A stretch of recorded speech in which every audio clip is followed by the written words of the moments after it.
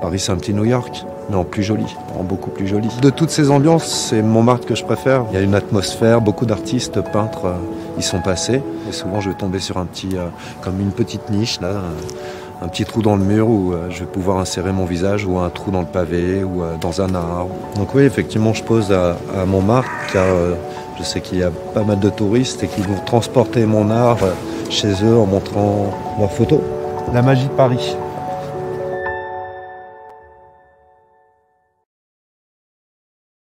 Bonjour everyone.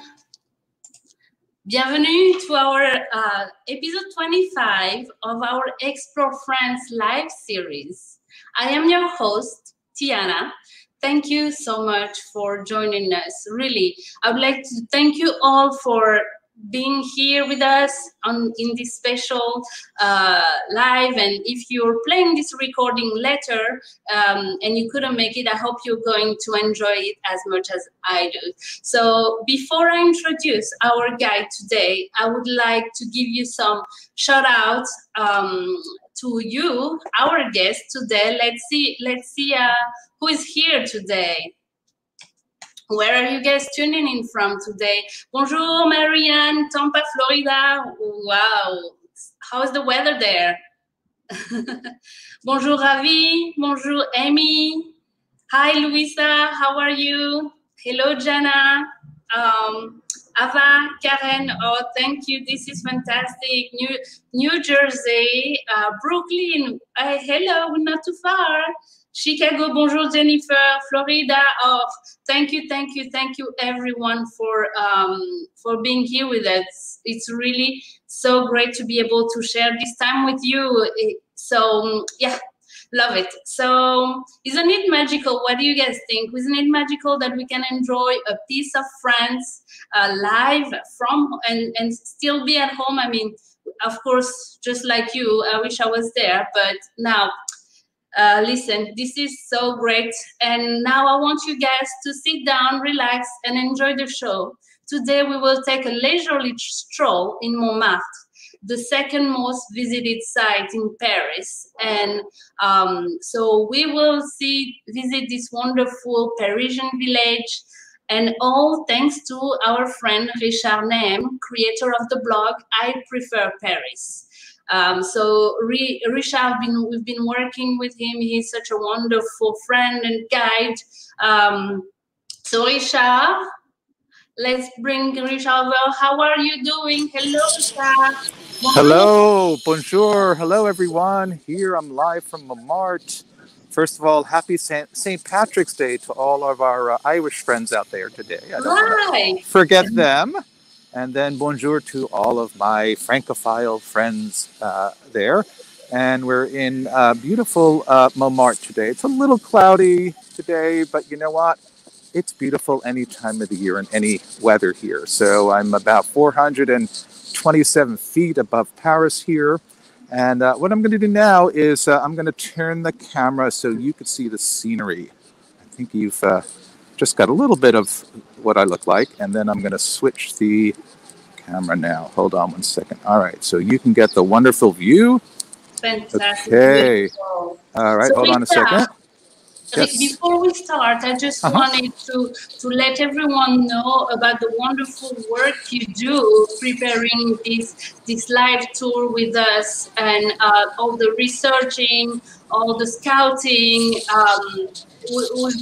We work on these tours at least a month in advance. So if you'd like to support and thank Richard for bringing Montmartre and Paris to us, please feel free to go to his PayPal virtual tip jar. So we're gonna put the link in the comments, and yes, please feel free to thank Richard for the wonderful work and this wonderful tour. Over to you, Richard. Okay, thank you, Tiana. And just one thing, guys, you don't need a PayPal account to do that. You could just enter your credit card. So anyway, so here we are, probably the most famous site here in Montmartre. And what we're right now, we're on the Place Sampier. And so this is the really lovely carousel. And I just love the carousels in Paris. They're in every park, and they're always so prettily decorated. And then you just look up here from the carousel, and then you see the fabulous Sacré-Coeur. And this is our magical Montmartre tour. And, you know, it's been, the culture's been so inspired, especially modern day culture, by Montmartre. So many movies have been shot here. So the Moulin Rouge movie, there's two Moulin Rouge movies. So there was one from 1952 with Zsa Zsa Gabor and Mel Ferrer. And Mel Ferrer played, Toulouse-Lautrec. And then, of course, the one from 2001 with Nicole Kidman. And then Amélie was shot here. And in fact, right on this plaza where we are today, on the Place Sampier, there is a scene where Matthew Kassovitz is on the in a phone booth, which doesn't exist here anymore, of course. But you know that Amélie was one of the most popular movies ever in France, and it made a star out of Audrey Tautou. And then Midnight in Paris was also, shots were seen here in Montmartre, and also that movie Ronin with Robert De Niro. So many, many films have been here, and even in songs. So Charles Aznavour wrote a song called, one second, it just went out of my head, but he wrote a song about living in Montmartre, and even John Denver wrote a song about Montmartre. It's called A Country Girl in Montmartre. I didn't even know that until I started to do my research. And so now we're going to walk over here. We're going to take the I'm going to take the funicular up to the top of Montmartre. And like I said before, Montmartre is about 425 feet above the city. So up there, that is the highest point there. So that's where we're going to go. And now Montmartre, interestingly enough, comes from the Latin for Mountain of the Martyr. And how that name came about is there's a legend. So there was a saint named Saint Denis, or Saint Denis, who lived in Paris in about 250 AD. And he and a few other saints were decapitated for their sins. And the legend has it that when his head fell to the floor, he was living in Paris, that he bent down, he picked up his head, he cradled on his arms, and walked all the way up to the hill of Montmartre, and he was still preaching. So it was literally like a talking head. And this is how Montmartre got its name. And then he walked up a little bit further, and where he walked is now named a place named after him. So it's called Saint-Denis, and it's a suburb of Paris. So we're going to go up into the funicular here. It's crowded today. All right, I'm going to see the great view in a second. Actually, I'm going to step outside again so we can get a little bit more of a look. I know it's a little early, but if you have any questions, I'll be more than happy to answer for you. All right, now it's going up. All right. So thanks for joining me today. Pour voyager en toute tranquillité, nous vous invitons à faire attention à vos sacs, téléphones ou tout autre objet personnel. So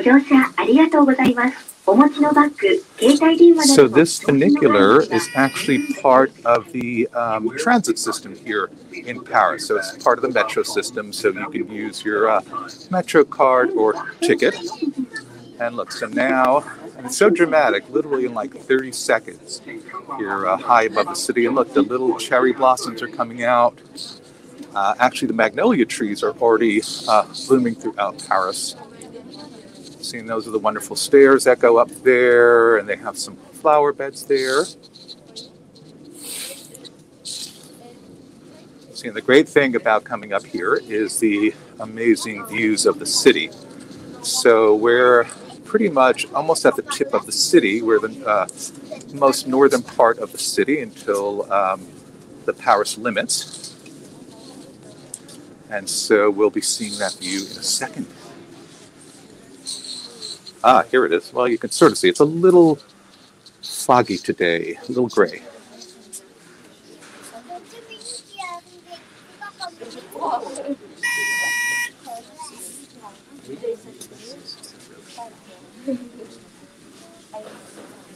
So everyone, please don't hesitate to post the questions and comments for Rita. Thank you for this ride, Rita. Okay, so now we're, as we say, on top of the mountain here. On top of the hill. They call it the Butte, B-U-T-T-E, Butte de Montmartre. And we're going to walk here. Rita, see now, yeah. Remind me, so you can use the funicular with your metro card, you said, your metro ticket. Yes, yeah, exactly, yeah.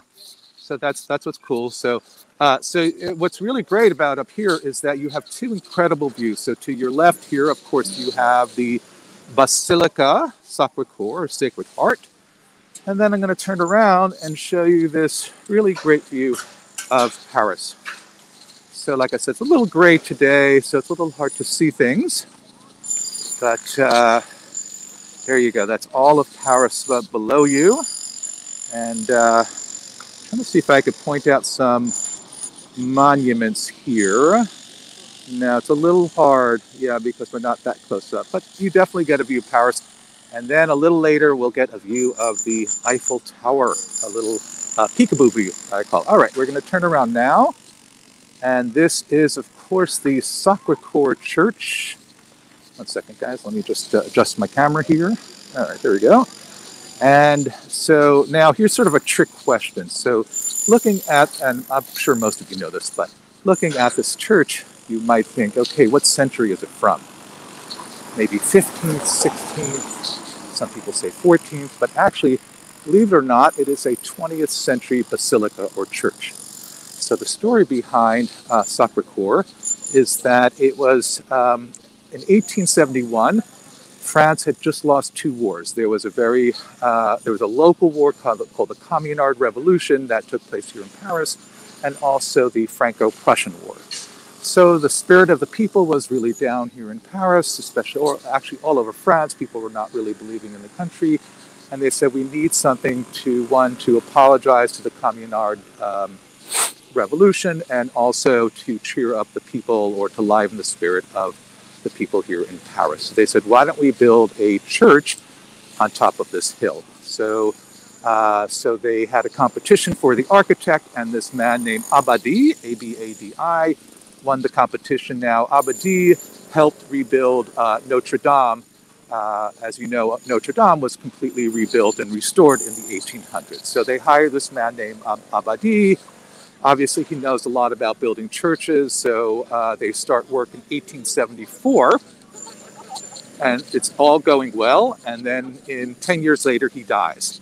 And then they have to scramble and find new architects, so they hire 5 new architects, and finally, after a bunch of delays, they're finally ready to open the church in 1914, but a little thing called the World War I comes along. They said, we can't open a church during World War I, the church might get destroyed. So the church opened in 1918, and it was consecrated in 1919. And what's very interesting about the architecture, and that's why it looks old, is because it's called Roman Byzantine architecture, which was obviously the Roman, and then the Byzantine is from Turkey and the Near East and Middle East. And so, and then there's 2 statues here. So to the right there, hold on 1 second, close up here. That is Joan of Arc. So they decided to put up their 2 most popular saints. And then up there, that is King Louis X, or the Saint Louis.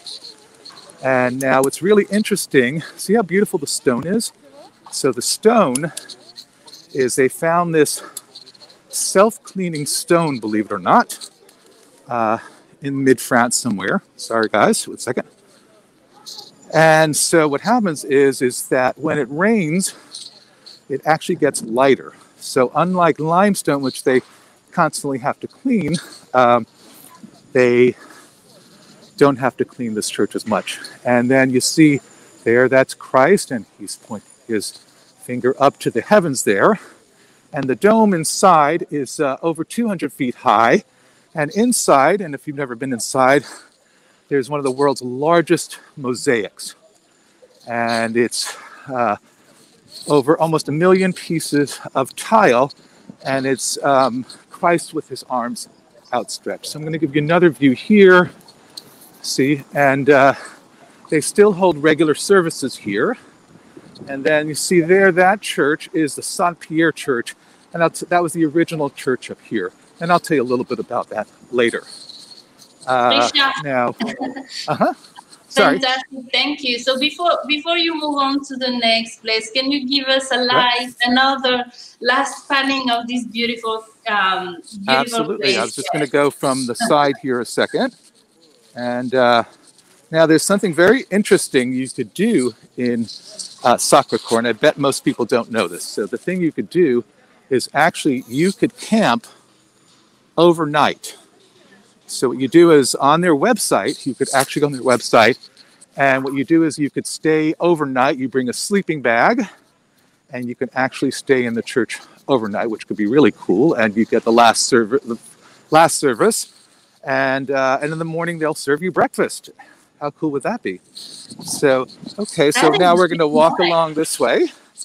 And this is so funny because now, you know, they don't have the Lovelock Bridge anymore. So now they've extended them up here. So they have these kind of funny Lovelocks. And so in a minute, we're going to get this great view of the Eiffel Tower. And then there's a little park below. See, branches are still a little bit bare, but like I said, things are coming in. I've seen some daffodils. And below over here, there's a little park. And this is where they play. Oh, look, see, it's like a little dog run. See, you see there's some dogs here. And it's funny, I don't know whether you know or not, but actually most parks in Paris don't allow dogs. So this is kind of the first dog run park I've actually seen in Paris. And this is also where they play boule. Or pétanque. So you see men playing here sometimes. And then, hold on, just through these trees in a second, I'm going to show you the Eiffel Tower. All right, hold on. Oh, look at that. The sun's coming through. See, a little bit of sun. See, I made the sun come out for you guys. All right. Thank you. Yeah. There you go. All right, you see it? There she is. Eiffel Tower. I know it's a little tiny.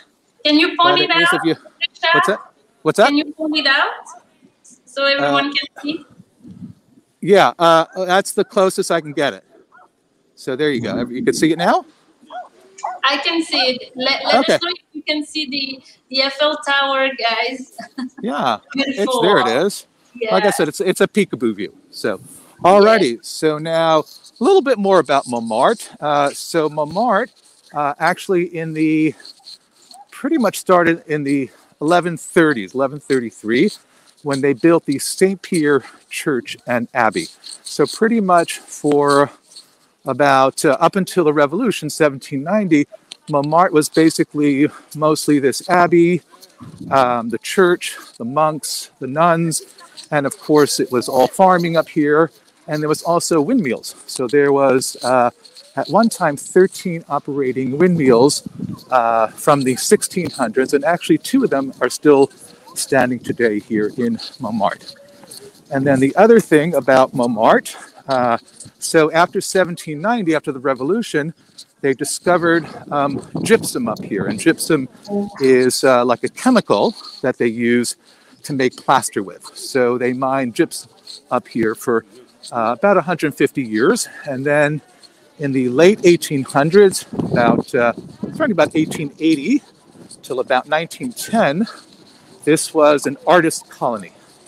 So all of our now famous artists, Picasso, Renoir, Degas, even Van Gogh, as a young man, painted up here. Because in those days, that was when Paris was being rebuilt in the Haussmann period. So it was very expensive, Paris. So Montmartre was still actually a separate village from Paris. It was not incorporated into Paris until 1861. And so it was much cheaper to live up here. So artists, poets, and writers flocked up here. Sorry about that, guys. I almost got run over by a bus.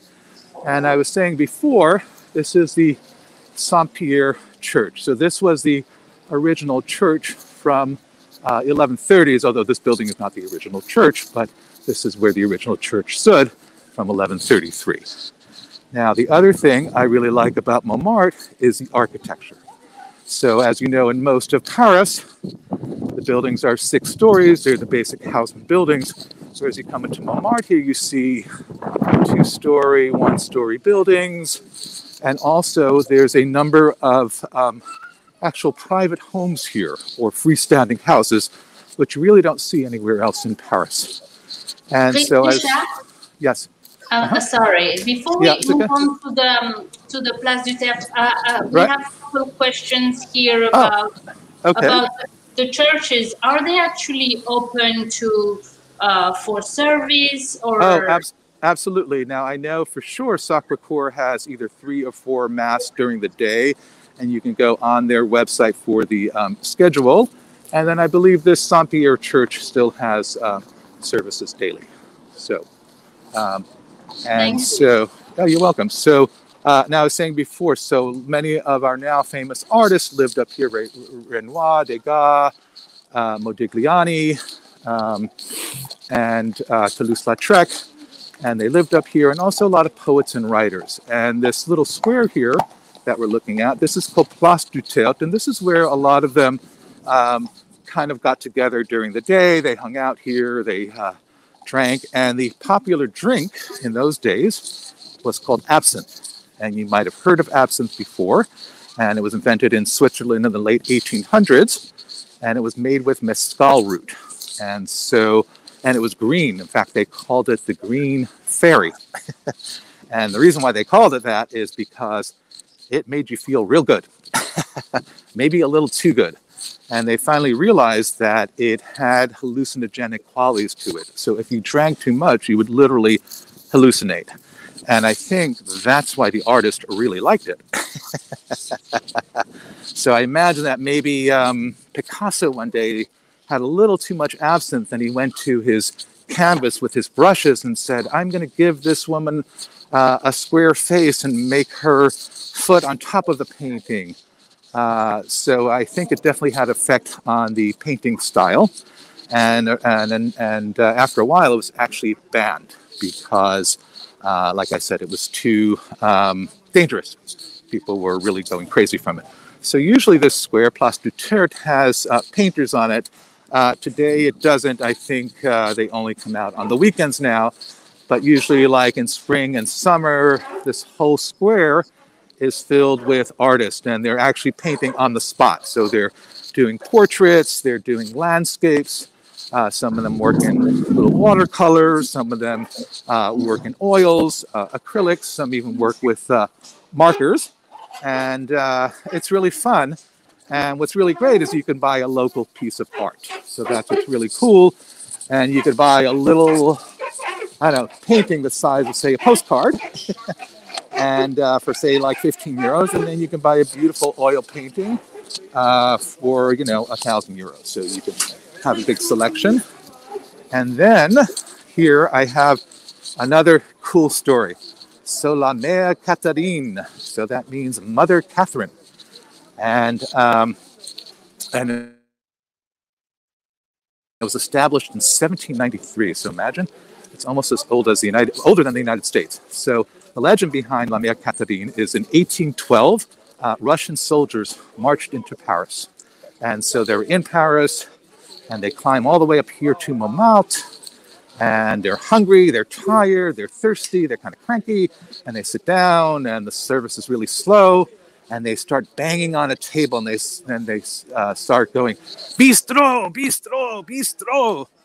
Bistro means hurry up in Russian. And that's how they got the name, the French bistro. So there you go. So if you say bistro in Russia, be careful. It might mean something different than a bistro restaurant. And so here we're going to walk around this street. And this is just a nice little street with shops and galleries. And look at this, a Starbucks. And what's really funny about this Starbucks is it's in a building from, I would say, the 1800s. So there's no drive-in Starbucks up here. This is a building from the 1800s. And what's really funny is that they actually have paintings inside there. So I think it's the only Starbucks in the world that has paintings in it. So, so we're here. And again, this is just one of these nice little narrow streets of Montmartre. There's shops and galleries. And because it's still a little bit of winter and not tourist season yet, some of these places are closed. They only open on the weekends. And then you see the cobblestones here. And then I'm going to turn around here. Oh, never mind. I thought we were going to get a good view, but we're not. Sorry about that. And now and this is usually very crowded, this street. This is one of the most crowded streets here in Montmartre. But we're going to go off the beaten track in a minute to the less touristy area here. So does anybody have any questions? So look at this. Look at this cute little house here. See, just like one story with the chimneys, see? And then the other thing I like about Montmartre is it's very green up here. So even though a lot of the trees aren't blooming yet, you see a lot of like ivy and vines growing here. And there's lots of parks and gardens. And we'll see some of those a little bit later during the tour. And this is like a cool gallery poster shop. And then here, Le Bon Franquette. This was one of the famous cafes during the late 1800s. And there you see a sign. And it says all the artists that hung out here. So Pizarro, Sisley, Degas, Cézanne, Toulouse-Lautrec. And so they all hung out here. And then a little bit later, I'm going to show you the cabaret where they hung out too. And so we're going to go downhill here a little bit. We're on these cobblestones. Oh, and warning, if you do come to Montmartre, don't wear high heels. It'll be really hard to go down these streets. And this is a really cool little ceramic gallery here. Look at these adorable little angels here. Aren't they sweet? Hello, angels. And then, like I said, there's windmills here in Montmartre. So look at these really cute ceramic windmills. So some very nice souvenirs here. So you were mentioning there used to be 14 windmills and now only two left. Yeah, there's only two. And of course, they're not functional now. And one of them, a very famous restaurant, is in. Now, the other thing I was telling you before is that Van Gogh lived here and for 2 years. And he came to join his brother, Vincent. Now, the interesting thing about, a lot of interesting things about Van Gogh, one of them is that he only decided to become an artist in his mid-20s. So he's only an artist for about 8 or 9 years. He tried a lot of other careers before that. So he moves to Paris to be with his brother Theo, because, you know, he was very close to Theo. And he only lived in Paris for 2 years because he actually didn't like Paris that much. It was too noisy, too congested for him, especially at that time when the city was being rebuilt. But he did do some really good work up here. So this is one of the paintings with the windmill up here. And then, so they put up these signs about 4 or 5 years ago, and it's great because you could really see, you could really track Van Gogh's work and life on these signs. And then he goes, of course, to Arles. And his roommate was Cézanne. No, I'm sorry, not Cézanne. Who was his roommate again? Sorry, it just went out of my head. And see, there you go. And then that's Starry, Starry Night, which he painted there. And then over here, and then, of course, in Saint-Remy, that's when he was in the sanitarium, but he did an incredible amount of work. He produced hundreds of paintings during that 1 year he was in the asylum. And then here, this is the last place that Van Gogh lived. And so he was in Auvers-sur-Oise. And that is a lovely little village about 45 minutes from Paris. You can even take a commuter train. And the reason why he moved back here was he wanted to be close to his brother Theo. And so he was very prolific in this period. He painted about, in a 2-month period, he painted about 80 paintings. And then, of course, we know what happened to him. And so, see, and now you get to see the wonderful houses here.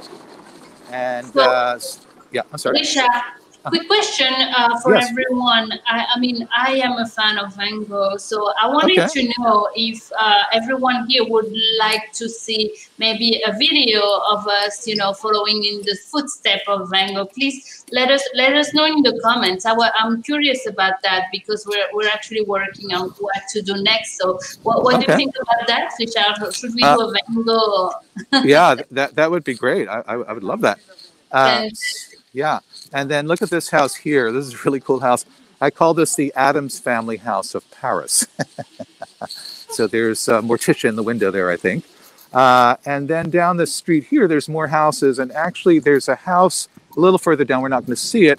But down this street was a house that Renoir lived in. And it is now the Mon Mart Museum. And it has a really beautiful garden. And it's all about the history of Montmartre. So it's a really cool museum, and you should definitely visit next time you're here.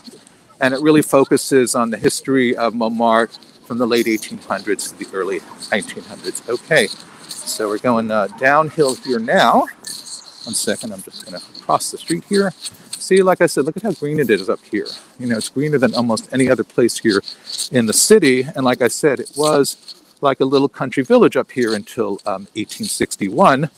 When it was incorporated into the city. So Paris started out with 10 arrondissements, and then during the housing period, they annexed a lot of other areas surrounding Paris to make it the 20 arrondissements.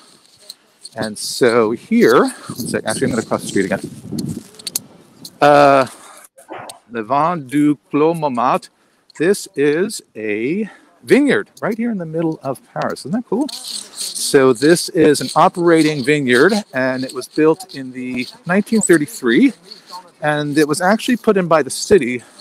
And the reason why they put this vineyard here is because at that time, Montmartre was becoming, all the artists had moved out, and they were constructing a lot of buildings here. And so they didn't want Montmartre, like the rest of Paris, just buildings on top of buildings. So they thought they should put up this vineyard. So I'm going to just walk down here a minute to give you a better view. And so they actually do produce about 1,500 bottles of wine every year. Now, it's not the best wine in the world. It's more symbolic because the growing conditions are not great here. We don't have the terrific soil here and also the weather conditions, but it makes a decent wine. And every year in October, to celebrate the harvest, they have a big celebration. It goes on for 5 days. And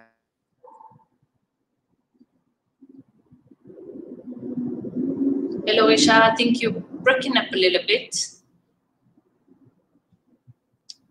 They have all these things for the kids, and it's this huge celebration, and they also auction off the wine. So that's, if you're ever here, I think it's usually the second weekend of October, and it's really fun to come up here. And then we're going to turn around here. Risha? And yes. Yes, I think you broke up a little bit when you were describing those 5 days festivities. Okay, you want me to say it again?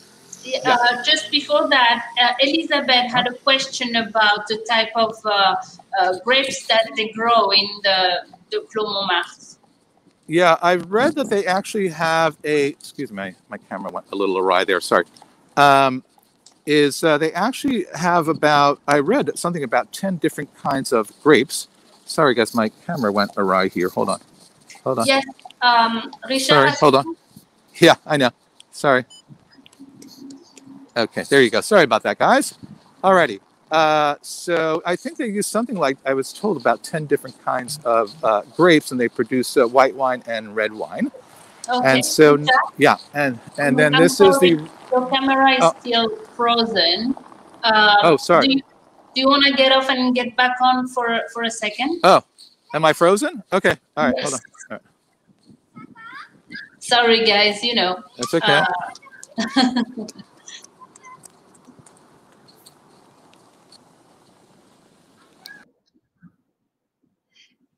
Thank you so much for bearing with us. You know, we are trying to bring this experience, but sometimes, you know, connection, weather, you never know what can happen. But let us know if you're enjoying this so far. You know, give Richard some thumbs up if you like everything he's done so far, or share some love and donate to his tip jar. He's being amazing so far. I'm loving this tour. I was actually on my last trip there with my family, and it was so wonderful. We actually, you know what I miss the most is those concerts that are outside in the streets. Have you guys seen some of those? Those are wonderful. Like the artist playing. I'm a music fan. Like in my family, we're all musicians, so it's amazing. I love that. This part of Montmartre. Oh, thank you, Laura. Okay. Merci, Janice. Everybody's saying that you are fabulous, Richard. Oh, thank you. And you could see me. You can see and hear me now. Yes, perfectly. Okay, good. Okay, great. All right, so we're back. So we're on the Rue Saint Vincent, and actually, a scene for Midnight in Paris was shot on this street. Actually, it is down here. See, so down there. Now I'm going to turn back around here, and this is called Lapin Agile, which actually literally means the agile rabbit. And this was a very popular cabaret and nightclub. Again, during the late 1800s, poets, writers, musicians hung out here, and of course artists. And there is a story here about Picasso. Like I said before, Picasso, as a young man, lived here in Montmartre. He was a struggling artist, just like most of them already here. And so he, the owner asked him to, actually, I'll go back a little bit. So he, Picasso would give the owner paintings in exchange for food and drink. So that's how he didn't starve. And so, and then one day the owner said, well, how come you don't sign any of them? And he said, well, you know, I'm going to be famous one day. And so finally the what do you call it? The owner says to him, all right, I want to commission a painting. I want you to do a painting inside here. And again, I'll give you food and drink. And then he signed that one. And it's called Lapin Agile, and it's two women at the bar. Now, this is when he was still doing more figurative paintings before he went into the abstract paintings. And so, all right, so we're going to walk up this hill a little bit. All right, I'll get my cardio today coming up here. And, you know, what I really love about Montmartre is the variety of architecture. So, you know, mostly in Paris, it's the 6-story Haussmann buildings, which I love. But you see some more variations here. So there's this long, skinny building right there in front of you. And then there's a bunch of Art Deco buildings up here. Hold on one second, I'm going to show you one.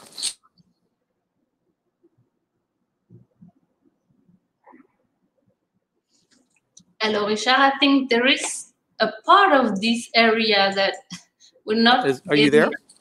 Yeah, I think this part of the... Hi. Hello? Oh, are you there? Yes, we're here. Sorry. Hi, Tiana, are you there? Yes. Hello. We're here. Can you hear me, Richard? Yeah. Okay, I can hear you now. We got lost for a minute. Okay. All right. Sorry. So you were saying about the Art Deco. Oh. Yeah, the Art Deco. Okay. Hold on. Sorry. See, so here, this is a really typical kind of Art Deco building, probably built in the 1920s. And on my blog, I do a series called Door of the Month. And every month I publish a picture of a great door. And this is a really terrific door here. So look at this one. All the little curly cues on it. Very cool. Okay, so now we're going to walk up here. Beginning to rain a little bit. Sorry about that. And I forgot my umbrella, but I think I'll be okay. And you see this house here. This is La Maison Rose. And this is a restaurant that was built in, started in 1910 and still a restaurant today. But hold on a second. Now, I'm sure anybody who's been to Paris has seen these signs. And these mark different historic sites in Paris. And so this was La Maison Rose de Maurice Utrillo. And Maurice Utrillo was an artist in the early 1900s. Now, the interesting thing about Utrillo Gogh was his mother was actually a famous female artist. Now, there was very few female artists in those days who were recognized in the late 1800s. And her name was Suzanne Veladon. And actually, Suzanne Velladon lived where that Mon Mart Museum was. Renoir was her sponsor, and he ended up moving out of the house and giving it to her. Beautiful. Richard, I think connection today is not as great. Hi, I think we lost each other. Yes, for a minute, for a second. Hi. I think you're back now. Hello? Hello? Oop, frozen. All right. So I think your image is frozen, Richard. We can hear you, but your image is frozen. Okay, hold on. All right, there we go. All right, we're live again. Okay. So anyway, this is, yeah. So anyway, Suzanne Veladon. What's that? I'm sorry? Not on our side. Your image is still frozen on our side. Oh, all right, I'm going to go off again. Okay, sorry. All right. Yeah. I think also the fact. So La Maison Rose, I haven't had the chance to dine there. Have any of you been able to do it? Let us know in the comments. I would love to know what you have tried and eaten there. I'm sure it's delicious. I'm just like so curious about this place. Like myself, I need to get there now. You know, with all of this happening, this is on my to-do list when I go back to France. I think Richard is back with us now.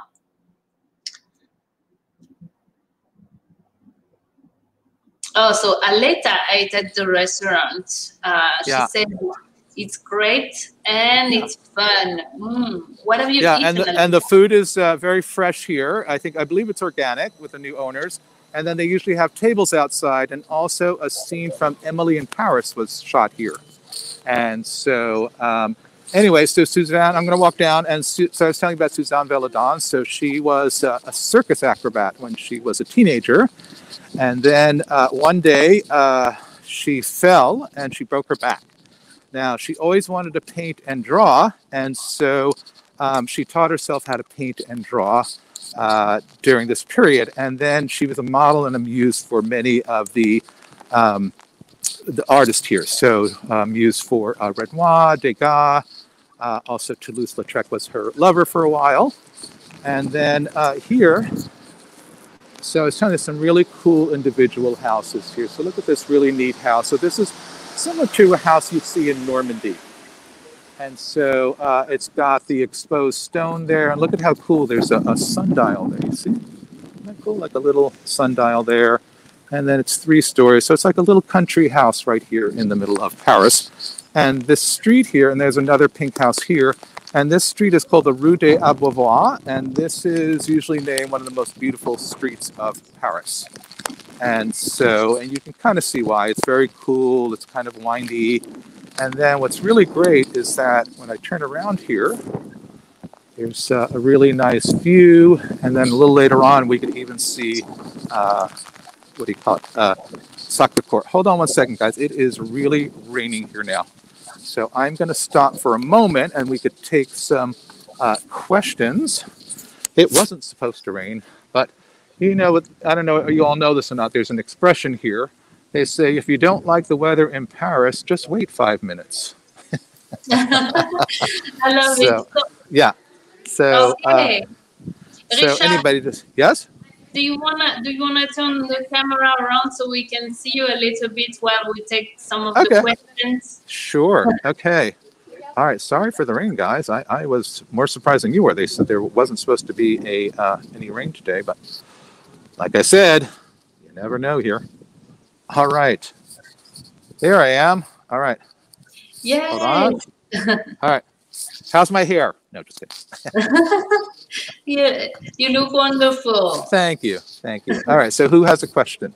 Yes. No. So we got a couple of questions here. So about let me go back.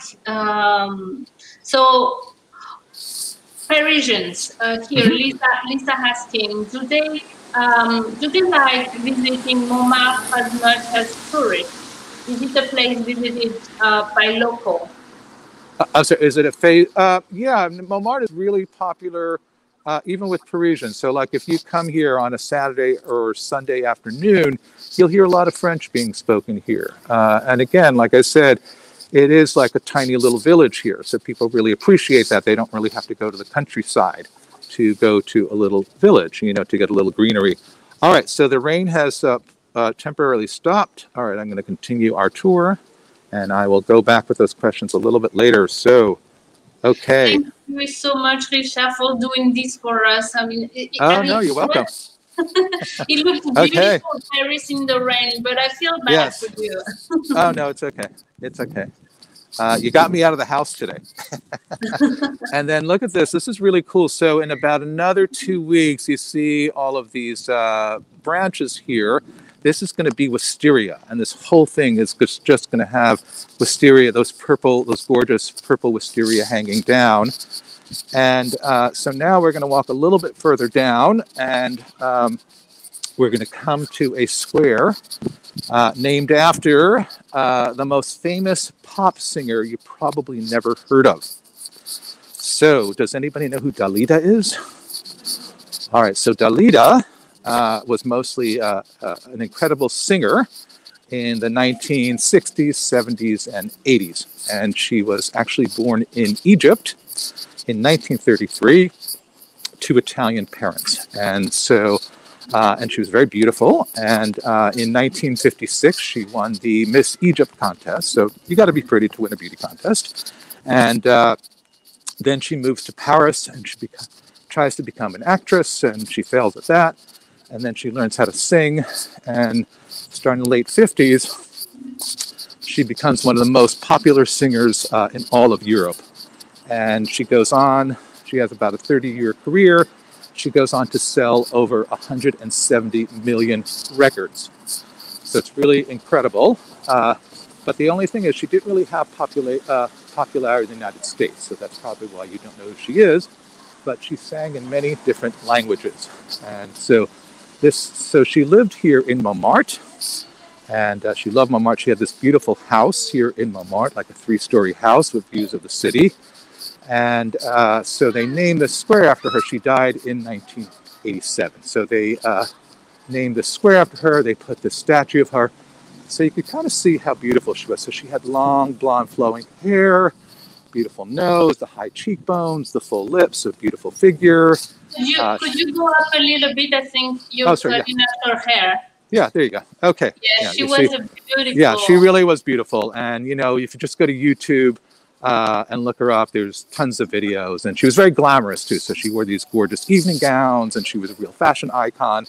So she had this incredible career. She sang in many languages. She sang in English. She sang in French. She sang in Arabic.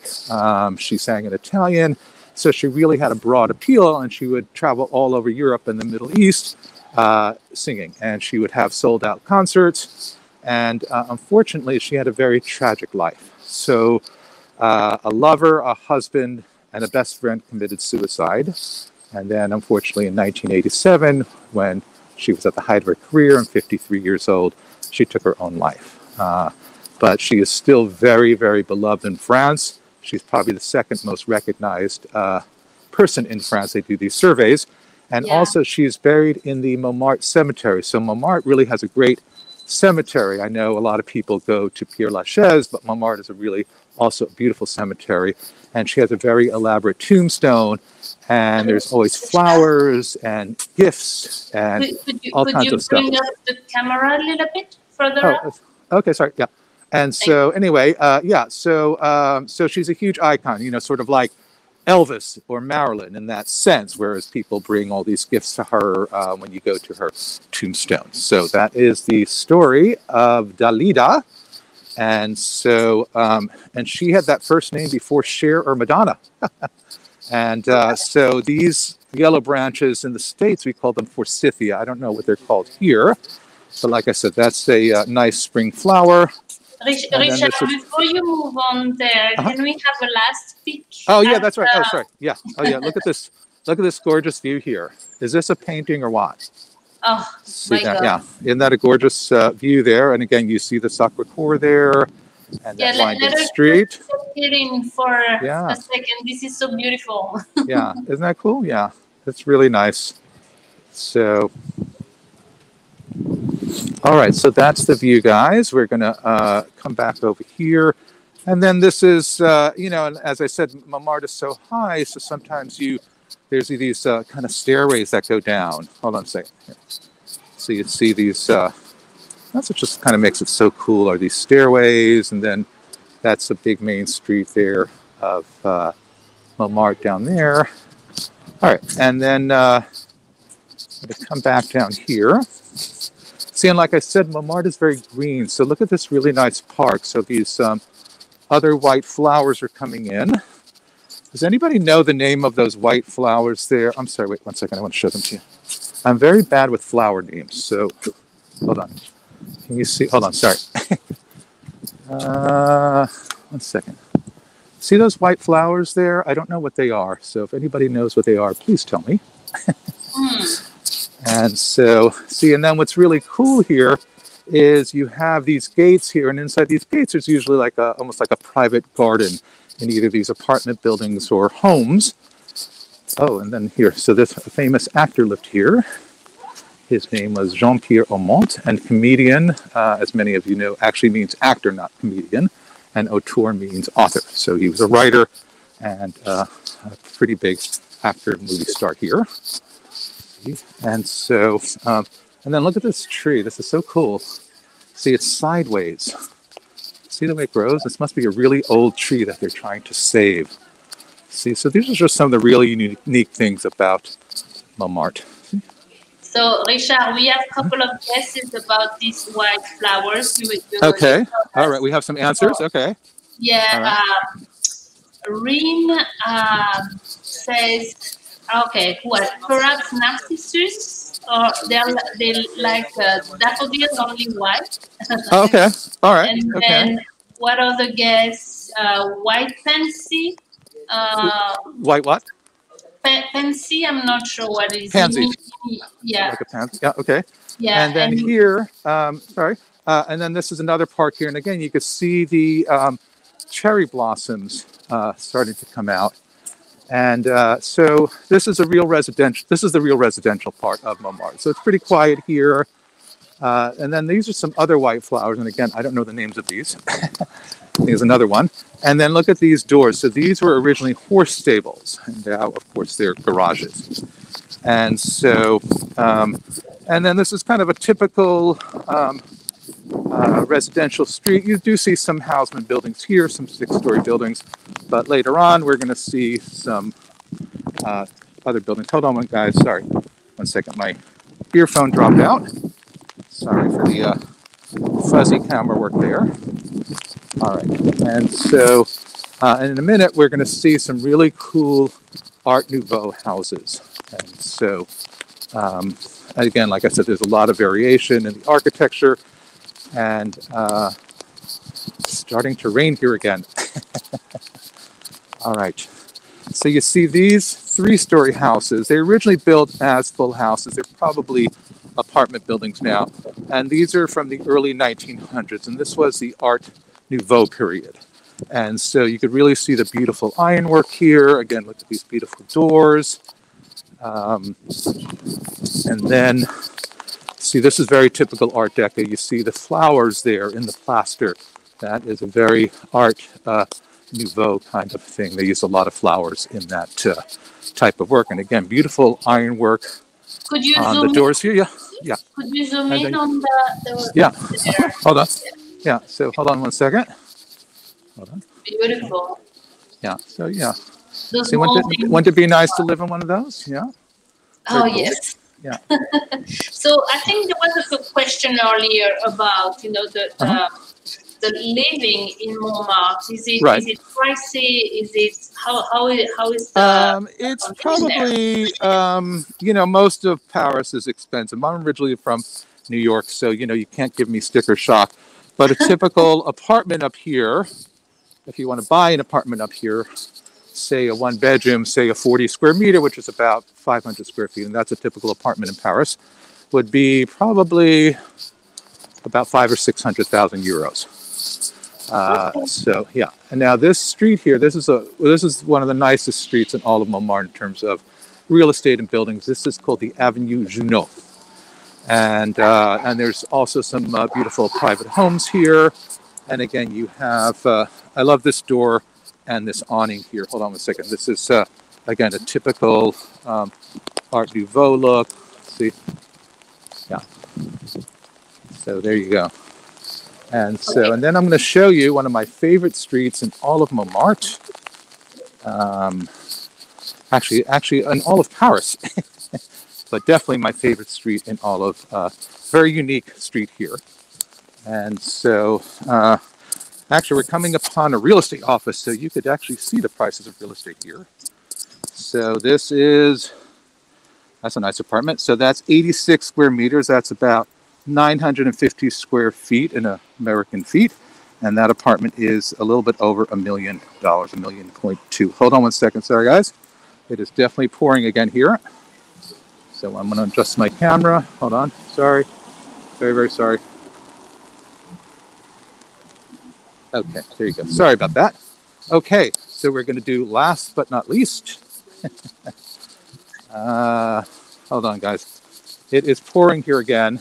Thank you so much. But do you want to take a break, or we could, you know? Yeah. Hold on. Okay. We very could good. Yeah. Why don't we take some questions? And hold on a second. I'm really sorry, guys. It's really hard managing the rain and the camera. No, Yeah. Hold on. Thank you so much, Richard. Yeah, and everything's getting wet here. Yeah. Take your time. Hold on. Okay. So here we have great comments. So Lois was saying that we just visited his friend's building with the garages. That is a nice place to visit, Lois. We should go there together and visit your friend. So. Hold on one second. Sorry, I'm just readjusting my camera here. Wow, it is really come down now. All right, I'm going to wait 2 minutes, guys. Dan, Okay. yes, thank you, Dan, for being with us. This is definitely a really fun for us, at least. Okay. I think we had one last street to visit, but Richard, I think if it's pouring, we could, I think maybe if you want to just, you know what, it's going to stop any second. Okay. So just bear with me. And like I said, if anybody has any questions, I'll be more than happy to answer them now. Yeah, so well, we can talk about this street because Cecile is asking actually what is your favorite street? So so this is called, you could get a little view. You could get a little view here. This is called the Villa Leandra, and this is like a little cul-de-sac here in Montmartre. And what's very cool, and you can just see a little bit out of the corner of the camera here, this is one of the few places in Paris where you again have these little, they're almost like townhouses or cottage houses. So they're just these little, very sweet 3-story buildings, and each one is different, which is really cool. And this was named after Charles Leandre, who was a humorist and writer in the early to mid 1900s, and he lived up here in Montmartre, and this was built in 1926. And so, so let me see if I could go here a little bit further, guys. Can you see, guys? Yeah. All right. Yeah, we can I'll get wet a little bit. And I'm more worried about the equipment getting wet. So you could see here. Yeah, so this is cool. So look at this. This is a house here, and you could see the beautiful roses. And I'm just about to get run over by a motorcycle. And then look at this cool house here. This is like a brick house, and you could see the flower boxes here, which are very cool. So they're putting their flower boxes there. And then look at this one, how nice, with the vines going up. So, and the little striped awnings, you know, very French. And yeah, isn't this cool? Yeah. So, and then there's another one. Yeah, and then like I said, the back view here of that one. Let's see. And then I'll just go up a little bit here. You see, and like I said, they're 3 stories. And then there's one last house. Actually 2 houses I want to show you here that stand out. So this brick one here is very cool. I love the awnings. Isn't that cool? The sculpted vines there, or ivy. So it's very cool. And another cool door, blue door. And then one last house here. Sorry. And this is really sweet, this house here. So again, this is like a Normandy style house. And so look at the entranceway. See, it has the little picket fence, and then it has the tile work there, mosaics, and they've got a little stone bird there, you see. And then this goes up, and again, it's like 3 stories. It's got the pointed roof. So, alrighty, everyone. So that is our Taste of Montmartre, or Magical Montmartre tour. I hope you enjoyed it. I had a good time, except for the rain, but nonetheless, I love showing Montmartre. And if you do one of my Montmartre tours live, I show you many other things here in Montmartre. So this is just kind of a taste. And I'll take any last questions if you have. Yes, Richard. So we have a couple of questions for you.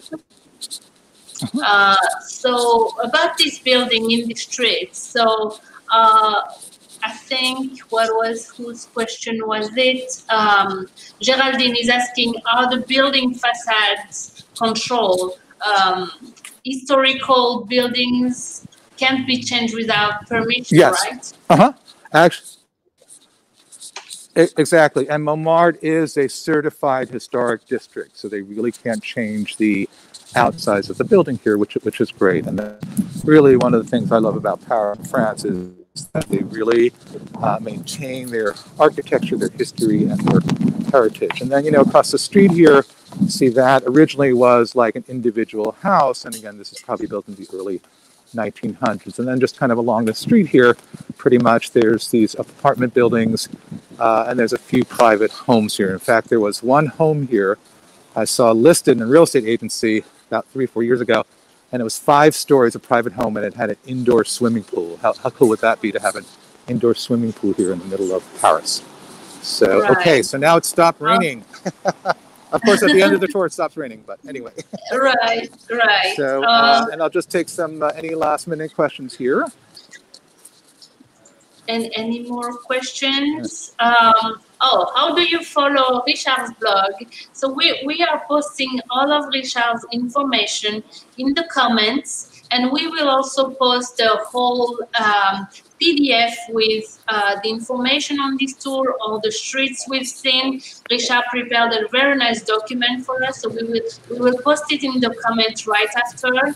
We'll find ways for you to get that with all the street names, his information, and also please, you know, again, I want to thank you so much, Richard, for this beautiful tour, and for everyone, if you'd like to thank Richard as well, he has a PayPal virtual tip jar that we posted and we pinned at the top of the comments. Thank you so much, Richard, for today. Okay, you're welcome. Really, thank you, everyone, for joining me today. Thanks for yes, and thank you for joining me and taking the time out of your schedule today. And one last look here. Look at this very cool house here. Isn't that great? With a garden. So that's my dream house. So if I win the lotto, I'm moving in there, and I'll show you my house. Okay.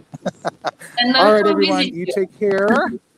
Okay, and we'll see you. I'll see you next time. Okay, bye-bye. Thank you. See you next time. And before you leave, everyone, I want to thank you again for following this series. So this was episode 25, and we have episodes through May and June ready for you. So please tune in on Wednesdays on our Facebook, Instagram, and Twitter. We put again the links. Next week, we are going to be with France's master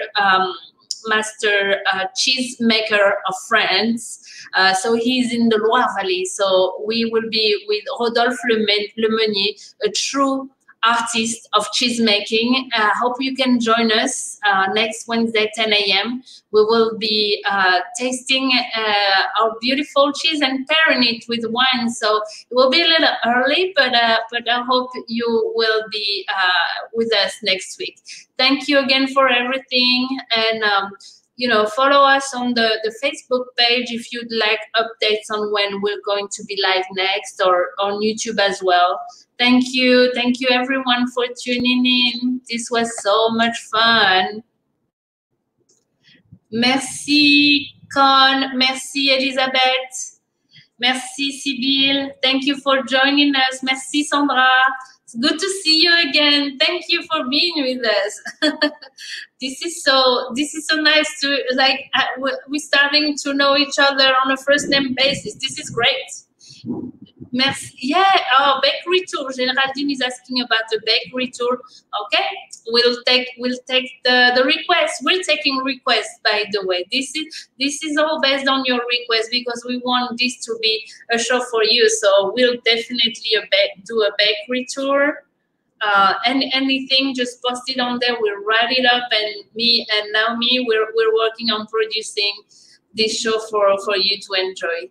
Merci encore. À bientôt.